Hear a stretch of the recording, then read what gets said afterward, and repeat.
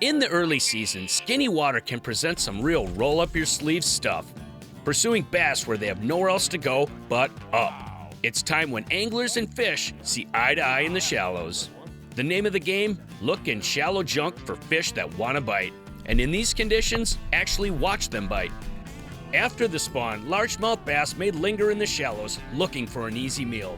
A variety of baits have a tendency to work very effectively. Soft plastics, jigs, swim baits, and topwater can all get you bites.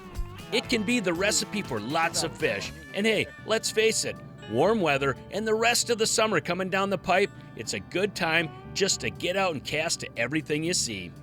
On today's Edge, James Lindner and Jeremy Smith do just that, breaking out the bass gear for a largie run on a Midwestern natural lake. With the early summer weather warming the shallows, the duo finds sun-baked bass and baitfish pushed into the same locations. Definitely the combination for some fun action. Now let's check in with the boys as they go junk fishing bass. Oh yeah, huh? Sweet.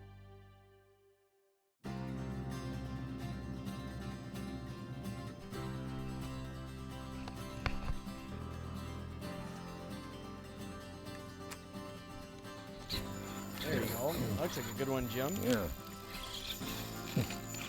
Like the right place for there to be one. Yeah. A little bit better one. Yeah. Oh. It's a leaper.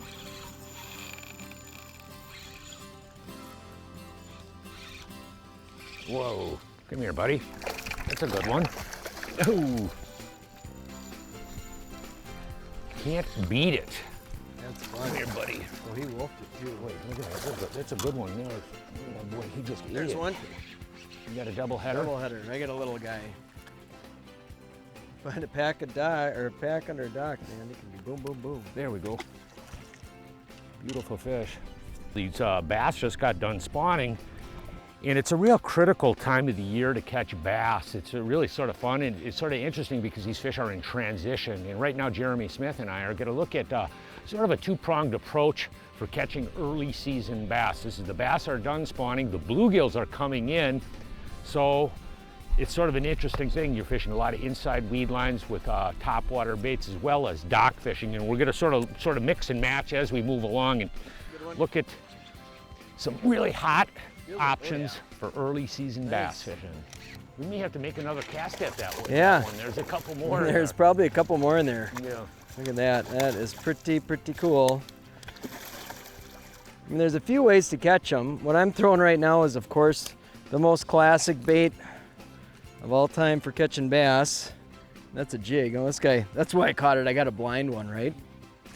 But really what you're looking for when you're fishing docks like we are right now is having a bait that you can skip. So you can see this is a pro jig, and then I've got a trailer on here that's flat. So what we're just trying to do is be able to get baits back under the dock. You're always looking for where there's shade, and where there's shade, there's usually some fish.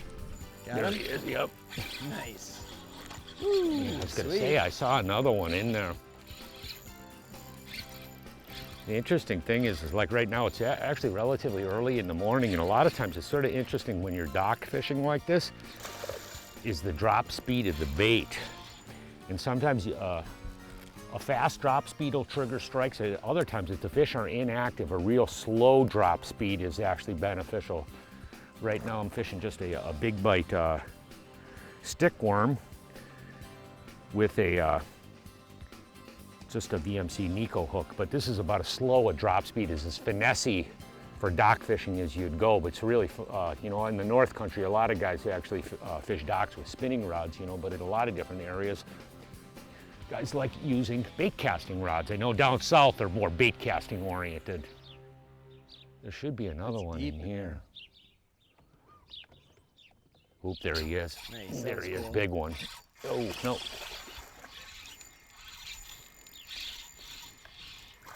Sort of interesting. You gotta really let those that bait sit there for a while to get them to trigger them into biting, it seems. For sure. Come here, buddy. Ooh, because Yeah. he's got a little bit of a chomper issues there. We'll get her back. There's one. Boy, just soaking it. What? I like the summers here, they're jumping. Yeah. Just soaking that jig on the bottom.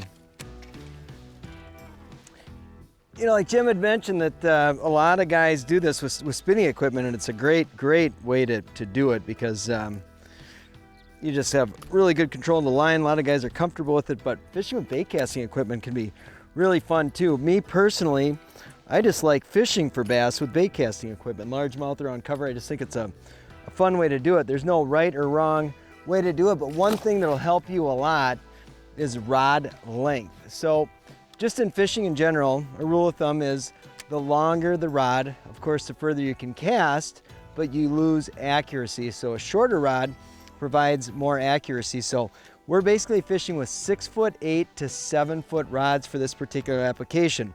Right now, I'm throwing a jig on a rod that's designed to skip jigs under docks. This is St. Croix's Dock Skipper. It's a 7-foot, heavy power, fast action. So what that allows me to do is be really accurate. If I was fishing a 7.4 or 7.6, it's hard for me to get that roll cast under those docks. So rod length can make a big difference on casting accuracy. So shorter rods generally in this situation are much better. There should be another one underneath there, Jer, I suspect. If you could get it underneath that very narrow spot, you'd get one. Let's see how your accuracy is. Oh, not bad. That last one was just sitting you might there get one there. Forever. What's that? Oh, that last one was just soaking forever. I know, that's what I mean. You could tell that it's still a little bit. That's the thing, if you get a good cast, don't rush the bait out. Like, just let it sit. Every once in a while, just jig it, manage the slack in your line.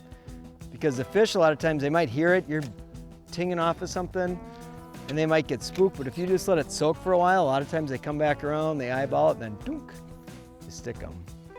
When I was talking about a two-pronged approach, a lot of times in between the docks right now, there's a lot of bluegills up on spawning beds. The weeds aren't really fully developed, and there's just a lot of fish shallow. And a lot of times bass will actually stay shallow. Actually, all species at this time of the year, game species, will stay shallow for that exact reason, because there's a lot of prey fish shallow.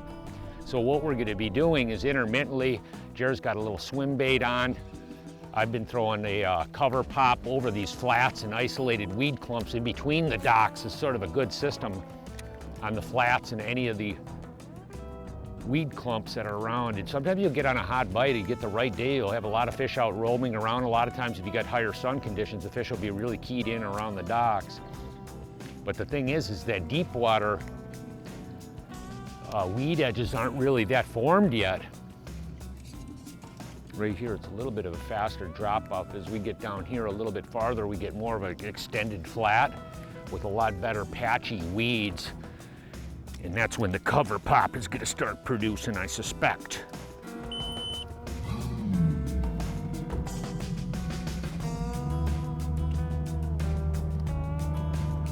See, we were definitely on a bigger flat. You know, we caught a couple of bass in a sharper drop-off area down there. As we started coming around the corner, I had the wind at my back and I didn't want to drive that way. I'd actually rather be fishing into the wind. Wind is always tough when you're fishing docks, no matter what.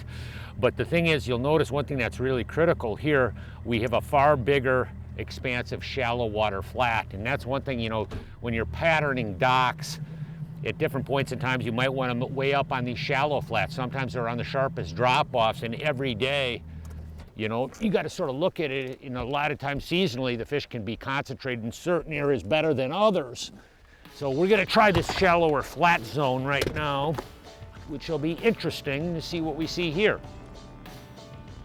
I think these should be better by theory, in the fact that there should be a lot more bluegills and stuff on these bigger shallow flats. Whether it's early in the season, midsummer, or even fall, and it comes to dock fishing, the same rules apply. Weekdays are much better than weekends for popping docks. The simple fact is many lakeshore people are weekend residents, and the dock traffic is much lighter on the weekdays. Second, if you have to pick a day to do it, pick one that's not windy. Wind is not your friend when you're dock fishing, just for the simple fact that you lose boat control and your casting accuracy is heavily diminished, so pick the right days. If you have to go out and fish docks on a windy day, like for a tournament or something, choose ones on the leeward side of the lake. Docks are obviously great places to hold fish, and they're great places to hang out for fish and people. And the one thing I would certainly recommend if you're out fishing docks, be aware of, you know, the people who own the property next to it. And if there's people using the dock, try to just scoot by that one. That's one of the things we hear a lot of complaints about in our area with AIS and boaters, have been people not wanting new boaters on their lake, is dock fishing. So if there's people enjoying the lake, you know, just be aware of their need for privacy or want for privacy, and just scoot around that one and go fish a place where there aren't people hanging out. You're wrapped around that island too, hopefully. Oh, there you got him out. Yes, that's a nice one too. Yeah, come here, buddy. Ha! Boy, do you see? Braid is key for this. No question about it. You saw the seesawing around on that dock post. The other thing that's really nice about that braid, is the ability to, it really comes off the reel really nice. You really get the bait farther back in there. But the biggest thing, every once in a while, you may have to do a little bit of a seesaw battle. Nice fish. The other thing that's really critical, this is a 30-pound Suffix performance braid, but the thing is about this braided line, when you're dock fishing like this, what happens with the spinning rod, when the fish hits the bait, when you first hit impact on the fish, a lot of times it'll pull the head of the fish towards the opening or pulling it out. That's one thing if you're fishing with monofilament or a softer line, you don't have that you have that stretch factor in the braid. It actually sort of directs the fish when you first hook them. Boy, that Neko hook is just one of the craziest things to come along in bass fishing. Just take a peek at this hook design here. You can see it's almost like an Aberdeen, but it's got a different hook. So there's traditionally it's a wacky hook, which is a round bend, but this longer shank Neko hook is just absolutely dynamite. You'll notice I've got a little O-ring on here. VMC's got a little O-ring tool. You put that on there, it just makes the baits last that much longer, and a couple little pieces of fluorocarbon on that weedless hook, and you can get that baby just about anywhere.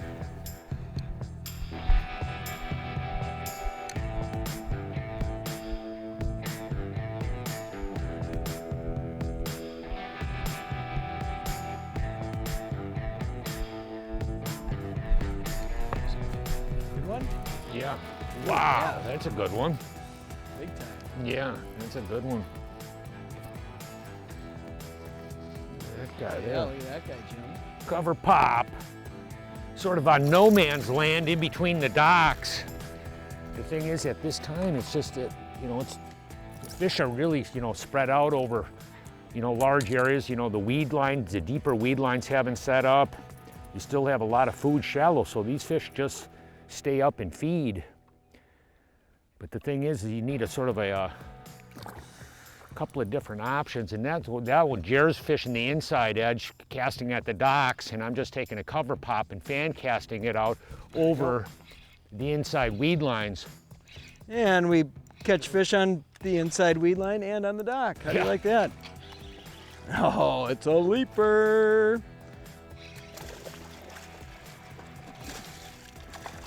That's a better one. Yeah, nice ones. Nice ones, nice ones. You know, this time of year can be pretty frustrating for bass fishing. You know, that post-spawn time period can definitely be, challenging. However, cover oftentimes at this time of year is king in edges. So, you know, you get, it's not the outside weed lines like you'd be fishing later in the year, say after the 4th of July. This right now is when you want to be fishing a lot more of those shallow inside weed lines. That's where the fish tend to really stack up, and this guy swallowed.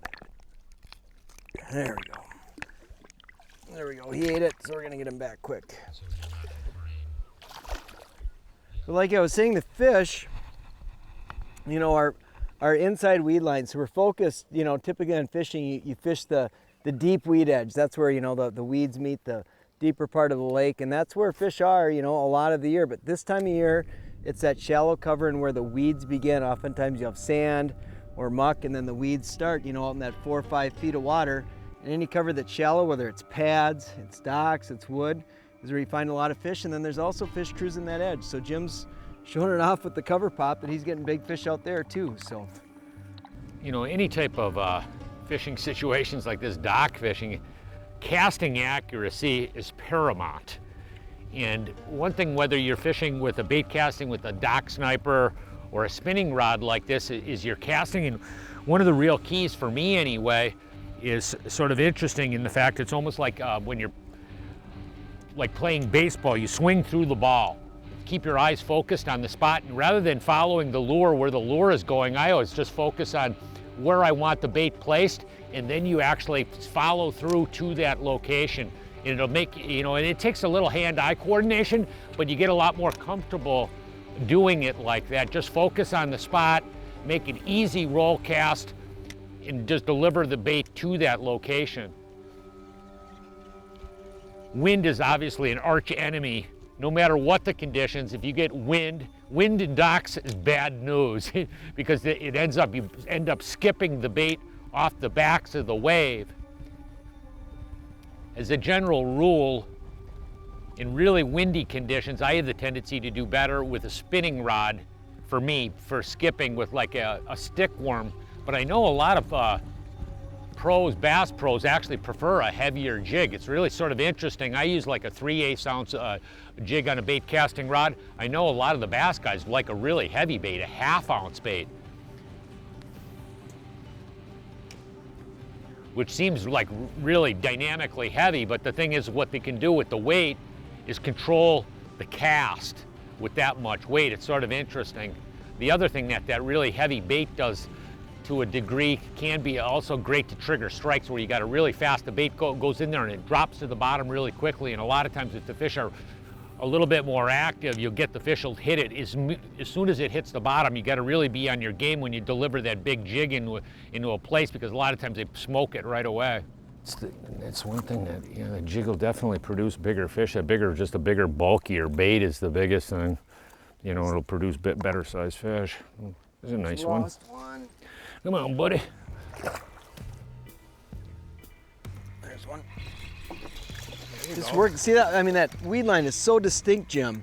I was just pitching around the edge of it, and boom. Pretty remarkable. One of the common plants you see up in this neck of the woods, or a lot of places in the country, is curly leaf pondweed, and it's one of the first plants to grow up and make really nice weed edges. You see it a lot, especially in like eutrophic or really productive bodies of water, and those can be just dynamite spots to catch fish. And in another week or so, the stuff will be to the surface, matted, you can pitch jigs in it, but it stops in this lake at about 3.5 feet, and it's just, you get in spots where you can see it, sand and then crispus. You throw it right on the edge of that and bingo. You know, we were talking about the casting accuracy around docks. One thing with a spinning rod, I actually hold the boat generally farther away from the dock. When I'm fishing with a bait casting rod, a lot of times I'm a lot closer.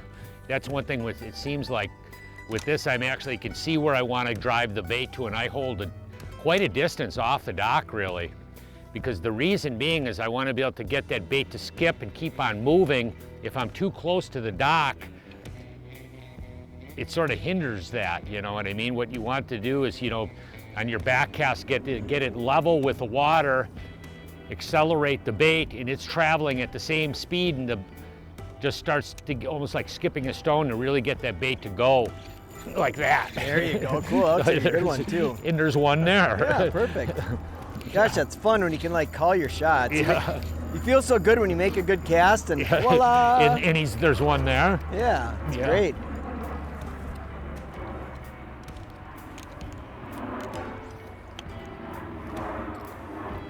Ah, pretty little one. Yeah. It's got the right build, doesn't it? Yep. Ooh, there's one. Ooh. Looks like a gooder. Another buckaroo. Ooh, maybe a leaper. The interesting thing is, you know, I fished a tournament a couple of years ago, or actually it was last year, and I really learned something about dock fishing. And it was more in relation to how fast these fish can move in and around the docks. Actually, I fished down this row of docks, and then my buddy fished down the row of docks, and we both caught a lot of fish. Then Bradley went back down the row again the second time, and he says there was more the second time there were than the first time. And so what what the deal was, that actually the water was warming up or whatever. The fish actually moved into the docks in the afternoon. You know, more. You need any nibs in here, Jim? No. Got him? Yeah. Nice there one? He was. Yeah. Oh, it is a nice one. Gosh, you just kept working that. Yeah, I know. We So got that, doubles. that was like 4 casts. Jared's got one from the other direction. Whoa, he's really rooting through the... It's amazing how those dock angles can make such a difference, isn't it? Yeah. It's a nice one.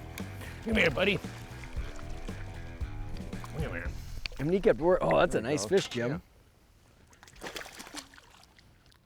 Yeah, you got me beat for sure. But you knew that there's fish on that dock. You didn't get him on the outside. You snuck around to the inside, and there he was. But you can see that this fish actually, some of these fish, we actually just had a full moon recently, and this is probably one of the last fish that'll be spawning. But the thing is, you know, just coming off the spawn like that, a lot of times those fish are really inactive. And that's where it seems like right now, at least anyway, that slower drop speed seems to be really pretty critical. But you're right about that, you know, that's one thing. Casting accuracy, boat angle, how you move around these docks, and you sit there. And it was interesting because we casted at that dock, what, 6 times? Oh, yeah. And we never got that fish. And finally, then I threw it in there and just let it sit for the longest period of time. I felt a bluegill hit it and just let it sit there. And then finally, he decided to take it away from the bluegill. He says, I think I need that, you know? That's mine.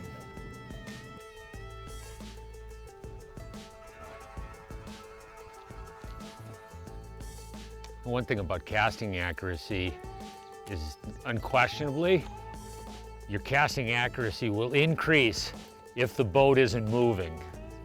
And that's one thing with like a foot control trolling motor. I mean, this is really designed for this type of fishing. You know what I mean? Where we're logically moving around the dock, you know, stopping at every casting angle where we get the best access to the shade spots. So what I'm gonna do is move forward, then I'm gonna pin, move forward, pin the boat again. Slow and steady is the rule of thumb for docking. When we approach a fairly complex dock, here's how we do it to maximize effectiveness for both anglers. We will come in and spin the nose of the boat so it is facing out, then double talon down. We both make several casts to selected shade lines. After that, we move to the front of the dock, talon down, and repeat the casting process. Finally, we go to the other side of the dock with the front of the boat facing toward shore, double talon down, and proceed with the casting. If you're not used to using a foot control trolling motor, this is fabulous practice. I'm not kidding you, because after a while it becomes really second nature, where your foot's on the trolling motor and how it's positioning the boat, where I never have to look at the trolling motor, you know, to be driving the boat around. Boat control is the key to catching fish in so many different situations, and Jim has that Ultrex in the front, the cable steer, which is awesome for target casting. But the other thing we've got for boat control here is 2 talons. You'll notice there's 2 of them, not 1. And so what that enables us to do is if we were on a sweet spot, and say we're fighting the wind, Jim could drop both those talons and it'll keep the boat positioned at a specific angle so we're not swinging around. And it's so true that if the boat is moving, it's much harder to hit your target than if you're stationary. So having the ability to control the bow at any angle we want to cast in the front, or drop the talons in the back to maintain that boat angle, gives us supreme control, and we can cast at just about any spot on any given dock. There he is. Oh, that's a big one. Big one. Big one? Big one. Wow. Jared, Man. what are you catching them off of? I'm just throwing to that super shallow water. Unbelievable. Look at this. Wow, that's a goodie there. Heck wow. yeah. I mean, you can look up there with your eyes and you would swear there's no fish there. It's just like enough water to cover their backs. One thing about largemouth bass is there's always some of them shallow.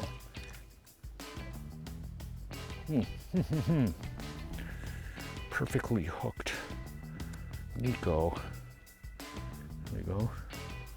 Look at that guy. Come here. Oh yeah, huh? Sweet. What an awesome fish, hey? If you've never enjoyed a good post-spawn bass bite, target casting to wood, pads, docks. You gotta enjoy this great early summer bite because it is so engaging, and when you make the right cast, you know there's gold at the end of it. Hey, I got my nephew Dan on the show to do a close with us today. And those of you that watch our show regularly, you've seen Dan on some of the shows that we've done together over the years. He edits tons of what we've done, and have basically his entire life has been editing television fishing shows umpteen times. And we've had a lot of interesting discussions over the years, he and I, about the things of God, how it relates to our work, our industry, our business, and life in general. And you shared something with me the other day that I found humorous to a degree. Yeah, so we went to this fast food place with the kids, right? And got one of the little kids meals that comes with the toy, right? And you pull it out and you take it out of the package and the thing just breaks, like immediately. I'm just saying, you know, I'm sure that you guys can relate to it. It's like you take something out of the box and it just explodes on impact, and you're like, didn't even get to play with it. I'm like, you know, and then I've had the same instances before when you buy stuff for the kids for Christmas or something like that. You know what I mean? Haven't even taken it out of the box, wrap, boom, it just falls, and you're like, that was $22 down the toilet. How many times have I brought my vehicle into a place and it's like, you got to fix the battery in the winch. It's real simple. Just, I need a new battery, and so it doesn't die, and the winch has got. I wait 3 weeks, come back, battery's not and they tell me it's done. Oh yeah, it's done, Dan. Battery's not fixed, the winch is not fixed. I'm like, the two things that you were supposed to fix. It's like, I'm sure all of you guys can relate to that. It's like, just get the job done right. You know what I mean? Or at least to the best of your ability. You know what I mean? And to me, you know, being an editor or a producer of television shows, you know, I can't always be batting 100, but I try. You know what I mean? Some shows are better than others, obviously. Some bites are better than others. And so I just wanted to encourage people to always do their best, no matter what, and you'll feel a lot better about it. You know what I mean? If you're going to do something, even if it's the simplest thing, like bringing the garbage out to the end of the driveway, bring it out there and set it the right way so the garbage man can pick it up with this little lift. You don't have to ruin that guy's day. He pulls up and then he's swearing at himself, has to get out, spin the thing around, go back to the truck, pick it up, dump it, come back out. That's when you find your garbage can kicked over. You know what I mean? It's just little things like that. If you just always try, if you're going to do something, you're going to do it anyways. Just, do it right. Yeah, try your hardest or your best, I guess. You know, for those of us that claim to be a follower of the Bible, it's teachings of the Bible, and you're representing God to people that are looking at you in your daily walk, in your daily work. And when you are slack in doing something like that, people look at, he claims to be a follower of Christ, of doing things that are in line with the Bible. You're just simply a bad witness. And I take that serious. I take our work a serious commitment. We talked about it. Always do your best. And a simple truth, a very simple truth. 105%, no matter what it is, do your best. And you can look in the mirror in the morning and say, I did my best, no matter what happens. Words of wisdom. Hey, from all of us here at The Edge, you have a good, safe fishing season. We'll see you on the water. Thanks for being with us again. Good. Hey, I want to take a moment to thank you for watching. And if you really like what you see, we got a whole lot more. So check us out at any one of these online outlets.